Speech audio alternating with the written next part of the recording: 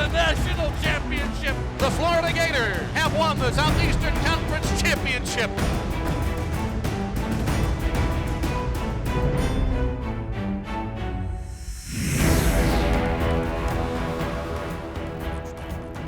GatorZone is presented by Wells Fargo. Together we'll go far. Hey everybody, welcome into another episode of GatorZone alongside Megan Parler. Jeff Cardozo here with you. We are at the basketball complex in front of a sweet new addition to what is up here on the second floor, the Jordan Shoe Wall. 25 pairs of just strictly orange and blue Jordans, and I'm in heaven. Yeah, and we're going to talk a little hoops on the show Yep. in the 100th season for the men's team. They're getting underway pretty soon, and we have a preview. All you guys need to know about what Coach White is doing in year 4 and what you should expect from the Gator men's basketball team. It seems like just yesterday, legendary coach Billy Donovan was leaving the University of Florida for the NBA's Oklahoma City Thunder, and Mike White was being introduced as the new head coach for the Florida Gator men's basketball program. But here we stand on the cusp of the 4th season of the Mike White era. Before we can look ahead to the new season, it helps to take a look back at the past. The 2017-2018 season saw the Gators face one of the most challenging schedules in recent history. 13 of UF's regular season opponents reached the NCAA tournament, along with the Gators themselves, who finished 3rd in a very competitive SEC and reached the second round of the NCAA tournament before falling to Texas Tech in a hard-fought game. Coach White has fond memories of last season. Senior night was special again, in that we sent out our seniors the right way. The way we finished the regular season, the last 3 games at which I thought we played our best basketball. Igor Kulichov, some of the moments he had individually, and Chris Chioza, of course. And then probably the start of the season, the torrid pace we got off to offensively was very much a unique season, of course, and it was almost the tale of 2 teams. But the progression throughout the year, I think, was rewarding as well. This year's schedule is just as difficult, if not more, than last season's. The Gators start the season with a trip to Tallahassee to face FSU, and then head to the Bahamas a couple weeks later to face a talented field in the Battle for Atlantis tournament. Before conference play starts, the Gators also have marquee matchups against West Virginia, Michigan State, and Butler. Nestled a couple weeks into the SEC season is a trip to Fort Worth to face off with TCU in the annual SEC Big 12 Challenge. This difficult non-conference schedule should offer some great opportunities for exciting games and wins while preparing the team for an increasingly challenging SEC season. Super excited. This is the hardest schedule that I've ever played on the collegiate level at all. So I'm super excited. This is kind of what I came to college for, play big games like this. So I'm excited to kind of get things going. I feel like, playing like tougher teams from the start kind of gets us more prepared for, later seasons, because then it's more important to kind of like be on our game like now, or as soon as we can, to prepare for like big games upcoming. And then by the time we get to conference play, we'll have those tough matchups. We kind of know how we get when the game gets close or when we're tired, and we'll be able to play through that after experiencing it in the earlier season. It is absolutely brutal, and when we get into conference play, it becomes even tougher. But as you said, Mark, it gives us the opportunity day in and day out to see where we are, to be exposed, if you will, by teams, because we will win or lose against these high-level teams. We'll find out a lot about ourselves, and then of course it leads to opportunities for potential postseason stuff. And the last couple of years, the computers liked us, and if we can win our share again, I'm sure the computers will like us again, which gives us a chance in March. There will be a number of factors that will determine how well the Gators handle this year's schedule, but it all starts with Florida's 3 seniors. All 3 of our seniors in Kavarius, Jalen, and Kayvon have things that they're continuing to work on. But from an overall effort standpoint, trying to lead, trying to do what we ask, yeah, absolutely. Those 3 guys hopefully will have big senior years. Just to be vocal, kind of tell the young guys what to do, where to be. Just kind of continue to lead them in every way that you can, off the floor and on the floor. They're all pretty new to this. They don't know what's going to happen. They haven't even played in a college game yet. They haven't played any minutes. They haven't scored any baskets in college yet. So just kind of lead them and tell them what to expect and things that probably won't work and things that will work and things that they're doing well to continue to do well and just little things like that. Being like a vocal leader and also leading by example. Do what I can to kind of get the younger guys on track and let them prepare them for what's to come. The team as a whole has been working hard in practice to assimilate the newest members and work on improving from last season. We've got to be better defensively earlier in the season, for sure. We've got to get healthy, of course. We've got to maintain health. Our physicality has to be increased from a year ago. We've got to get some offensive production on the interior, not necessarily just from our fives, but we've got to find a way to score twos better and get to the foul line more. Got to offensive rebound it better. We've got to create more turnovers defensively. Those are probably the biggest things I feel like we can improve upon from a year ago. There are a lot of messages. The most consistent is probably defense, defensive effort, defensive plays. On offense, there's kind of a gray area. There's things that you can do that maybe he can't yell at you for, but defense is kind of black and white. So I'd say the main message is always on defense. It's either you're right or you're wrong. And so we work on that every day. We do show every single day. We do defensive slides every single day just to make sure that we're super polished on that end of the floor, because that gives you a chance to win every single night regardless of the outcome. The most consistent message is stay in the stance, guard the ball, and defend. Many nights we might not make shots, but we can always defend well. The 2018-2019 season gets underway on November 6th on the road at FSU, and the home opener is November 9th against Charleston Southern. Make sure you get your tickets now. Mini plans and single game tickets are on sale at floridagators.com/tickets. We'll see you in the O-Dome. For GatorZone, I'm Gareth Gutierrez. So that right there, just a little taste of what you can expect on the Florida preseason basketball show on Fox Sports Florida, or guess what? Just check out floridagators.com, full schedule of everything you need to know about Florida basketball. That's right, Jeff, and later in the show, I'll catch up with Zeta Williams on the women's side and tell you all you need to know about women's hoops. We got to get to our first break here on GatorZone. We'll see you guys right after. GatorZone is brought to you by Wells Fargo. Together, we'll go far. And by Gatorade. Win from within. Hey everyone, and welcome back into GatorZone. Jeff and I still hanging out at Hoops, but we're going to talk a little Florida soccer. One of our seniors on this year's team, Melanie Monteagudo, has had a huge growth in her 4 years as a Gator. Came to Gainesville from Pembroke Pines and has played all over the field. So a bunch of different roles, but now her role, leadership. And she's done a great job of that in 2018. Senior midfielder Melanie Monteagudo did not start playing soccer until she was 8 years old.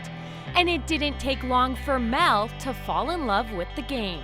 I did it 1 year of recreational soccer, and on my team I played literally every position. I was in the goal during the first half, and then during the second half I was playing forward and defense at one point. So I think that was the moment where I was like, okay, I can really do this and enjoy it. Growing up in the state of Florida, Monteagudo was inspired by a Gator great American football player, and she decided to move 320 miles north from Pembroke Pines to Gainesville. I wanted to stay in the state of Florida, so this was definitely my number one choice from when I was a kid. I used to watch Tim Tebow play football and dominate, so it made me want to be a Gator, and so just having this opportunity was big time. Melanie had a breakout sophomore season in 2016 as she found the back of the net 8 times and assisted on 4 goals. According to Coach Burley, it was Mel's belief in herself that led to her success in her second year in orange and blue. We talk a lot about confidence and replacing that word confidence with self-trust, and I think once a player gets to that point where their confidence comes from them trusting themselves as opposed to any external source, it usually makes a huge difference. Monteagudo is a very composed player on the pitch, and she brings an infectious energy and toughness when she plays. It's Mel's big personality, on and off the field, that made her a natural leader. But it has taken some time for her to realize her full potential as a role model. Her energy affects everyone in the room. You know, we've had lots of conversations over the years about how she can leverage that to its best ability, and I think she's really taken that to heart. Becky always tells me that, like, you don't know how much you can influence people on this team, and I still don't even think I've reached my potential of that, but I think that just using my voice for, like, the good instead of the bad really helps me. Melanie is a dynamic athlete who has a natural instinct to be a playmaker. Mel is pretty tricky. She's really crafty. You never know if she's going to shoot or if she's going to dish it, because she can do either one. And I think that makes her really difficult to match up with. We knew coming in, I mean, Mel had a huge number of goals out of high school, but I think what was underrated about her game was her ability to play make at the same time. And so for her to bring both of those things to our team has been a huge boost. Monteagudo is thankful for her time in orange and blue, and she credits this team, this program, and this coaching staff for developing her into the player and the person she is today. Becky will never back down on me. Like, she'll always make sure I'm getting better every day, and I think that I've reached limits that I didn't think I could reach before because of her and like because of this program and because everybody's so good, and I have to be at a high standard all the time. So it's taught me, like, even if the next level isn't going to be as hard as this one, like, I can still like keep that high standard and like just better myself. When her time as a Gator soccer player comes to an end, Melanie hopes to use her Brazilian dual citizenship to continue playing overseas. I think it would just be exciting because, like, ever since I started playing, I've wanted to like play professionally somewhere. And not only that, just like the experience of going to a different country and like seeing how it's like. If nothing, I get the experience. So it's just exciting to be able to do that for my family and for myself too. There's no doubt Melanie Monteagudo has left an impact on this team, and her leadership, personality, and playmaking ability will be missed. For GatorZone, I'm Shelby Granath. All right, Shelby, thank you very much. So winning and losing is a part of soccer, and winning and losing is part of every sport here on campus. And I think that's how we all gauge our student athletes. But it's what they do behind the scenes that maybe you guys don't see. And each and every bye week for football, the student athletes participate in something called Climb for Cancer. They do a really good job of getting out in the community, helping out, and Megan, it's always fun to see smiles on kids' faces. Yeah, for a few hours that Saturday, they kind of can forget about what they're having to deal with, the hardship that their family's having to deal with, and hang out and play sports with our student athletes. So here's a look at what happened on that Saturday. Climb for Cancer is a chance for student athletes to share their talents and interact with kids and families affected by cancer. This fun environment is one that all participants look forward to year-round. Well, we wanted to have a day where the children could be children, forget about their cancer, and forget about their chemo and their radiation and bald heads, and just come out and enjoy the sports with the student athletes. And it's our favorite day of the year. Shows like how there's so much more to life than just your sport, and like how sports do really help everybody, and like how fun it is for them. They look like they're enjoying themselves. It's really amazing to see. It's amazing. You know, they have a whole lot of energy, and they haven't been able to do much over the last couple of months possibly, and having them come out here and be with us has been awesome.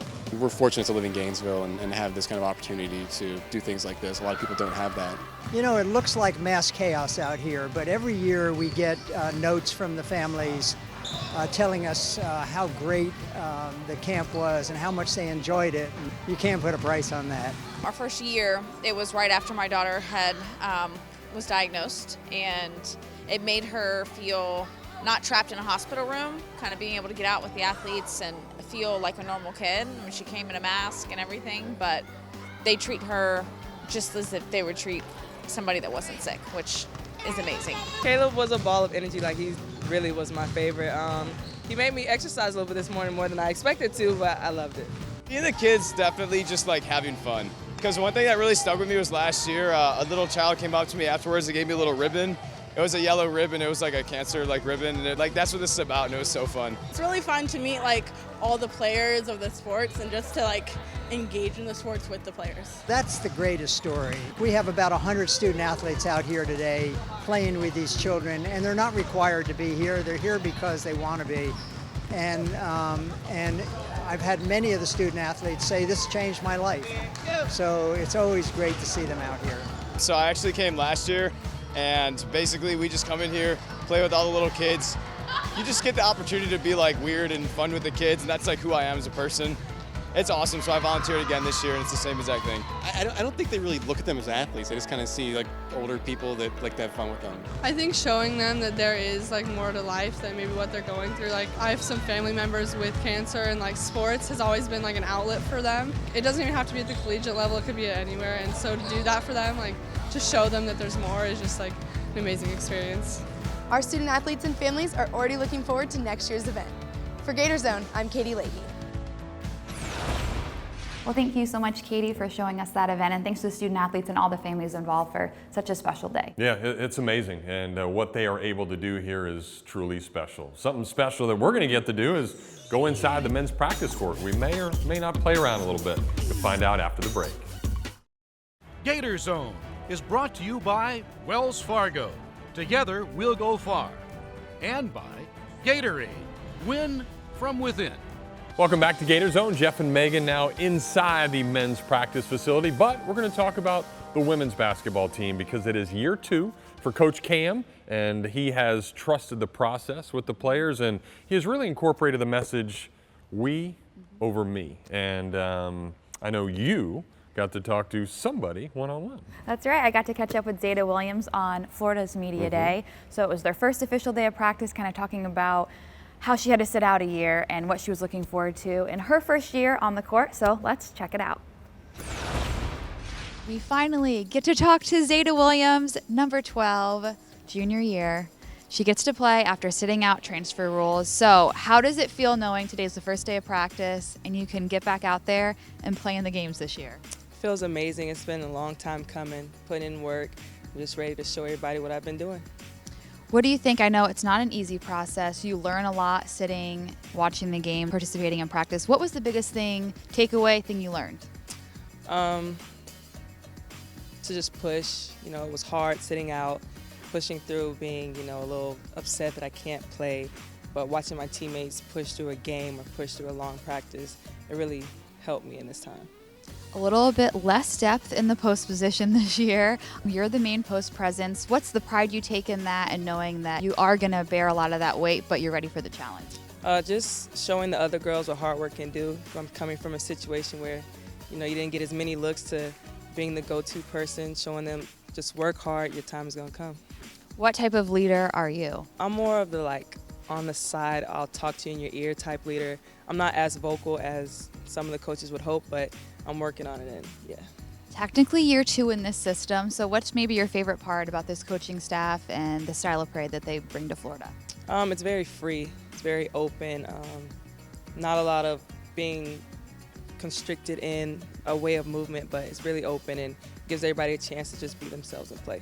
So thinking about your game, do you have the fancy post move? Are you a backup to the post? Are you a better rebounder? What's your best skill set? I'm definitely a rebounder, but for a post move, I say, the little right hook is my little thing I like to go to. All right, so a few favorites. Now that's Jordan Brand, you got the Jumpman on your jersey, J's on your feet. What is your favorite pair of Jordans? I would say it's a tie between the Jordan 4 and the Jordan 11s. I really like those. And do you have a shoe collection? How high does it go? Is there a favorite non-Jordan pair? Definitely Nike is my next favorite, but I wouldn't say I'm a sneakerhead, but I do have quite a few pair of shoes. Yeah. Okay. Are you always in sneakers? Yes, always. Or your slides? I actually don't wear slides. I'm usually in closed-toe shoes most of the time. New uniform thoughts. Obviously, the Gator scales. Favorite part of the new uniform? I would say the Gator scales on the back. I didn't realize it until actually a few moments ago. I was like, our backs are literally like Gator skin. I thought that was really cool. Talked about favorite NBA player. You say LeBron James. Do you have a favorite, when you think of him, favorite moment that he had in a game that you hope maybe one day you can do too? Favorite moment? Wow, he has quite a few. Just his resilience through being down and trying to come back with his team and never hanging his head low if his team's not doing what he feels they should do. He's just continuing to push them. So that would be it. All right, so fans, we get to see Zeta out on the court this year. She's got the right hook. She'll have the J's on. We hope to see you guys all season long. Thanks, Zeta. Thank you. Bye. Making good stuff there with Zeta. Really looking forward to seeing her on the court and really what year 2 is under Cam Neubauer. He's done so many great things to get this program back and create excitement, and I know I'm excited to get things going. And after the break, we might have some excitement. Gareth and I played it safe last show, so let's use these basketballs and do something athletic for top plays right after this. Welcome back to GatorZone. Megan, during that break, started talking a lot of smack, thinking she can actually get by me to the hoop. I mean, what are you thinking? So Gareth, who is filming, hopefully he can get that hoop way down there, because once I steal it, I'm going to dunk it on her. So let's go through the motions. So here we go. You probably think you can block Whoa. me. What? Oh. Wow. So I guess she had a top play right there. Let's see what the rest of the student athletes can do here on campus. Today's top plays are brought to you by Nike. Jeremiah Holloman wide to the left. And now here's Fromm dropping back, and he is sacked on a linebacker blitz by Moshawn Joseph. Oh, my! There's the snap to Franks. Franks dropping back and looking, throws the ball down the field. He's got a receiver and a catch and a touchdown! Freddie Swain! Oh, my! Beautifully thrown ball, and the Gators strike quickly here to start the second half, and the Gators have tied the score 13-13. 3 folds to start penalties. Marquise made the save.